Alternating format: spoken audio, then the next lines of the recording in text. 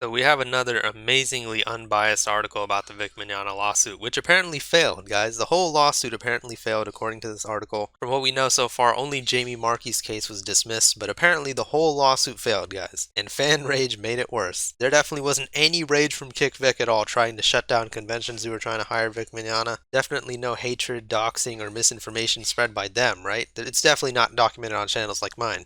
But enough of the sarcasm, let's get into this article. For the past year, anime fans have been embroiled in a conflict over voice actor Vic Mignogna. It's only been 9 months, so it's not really the past year, but alright. They talk about him getting fired and the rumors, whatever, but look at this. However, even with Mignogna's lawsuit against Funimation and others seemingly dead in the water, fan outrage continues. Mostly contained within the social media hashtag IStandWithVic, it has led to a destructive path of harassment, misinformation, and even opportunistic profiteering. Just would like to point out how much they only represent one side of this. There are always going to be douchebags in a community that spread hatred. There's nothing we can do about that. But if you're going to mention this hatred from IStandWithVic, at least mention it from KickVic as well. That way you won't seem so biased. Then they talk about the lawsuit, but it's just pretty much what they've already been saying. So let's get to the interesting part. The hate campaign section. As the movement grew, some members targeted those who stood up against Mignogna. It did not matter if the person coming forward was a fan or an industry veteran. Members of the IStandWithVic movement would congregate and harass all who stood against them. Just as KickVic did with Vic, but alright. It's not like KickVic, the movement itself, is literally a negative term, while IStandWithVic is a positive term.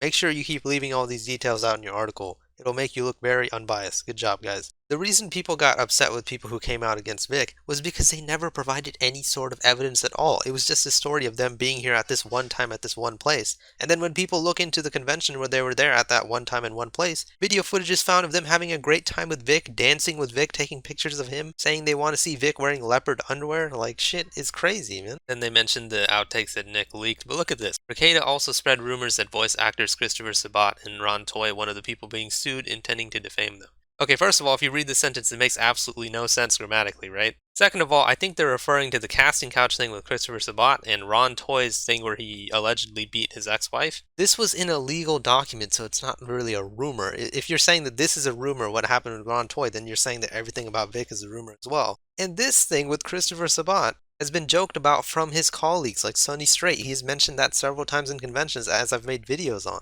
It's a weird rumor if one of his colleagues is addressing it and making jokes about it. Then they go into financial benefits. Obviously, they're going to talk about the GoFundMe, blah, blah, blah. There you go. Another incredibly uninformed article where they just show only one side of the story, completely skipping over all of the crappy stuff that Vic's accusers have done, like call Homeland Security on people, like threaten people, like insinuate people should be raped without the G if they don't support victims, stuff like that, man. Like, it's just wild. The media is so PC. It's absolutely ridiculous. Anything that comes out of like Me Too and feminism will be supported by mainstream media. Always. It doesn't matter how much evidence the other side has. It doesn't matter how logical they're being. It doesn't matter how civil they're being. Of course, they don't highlight at all throughout this article that Vic said in a statement, spread kindness. Don't be mean to each other, guys. Don't spread hatred on my behalf.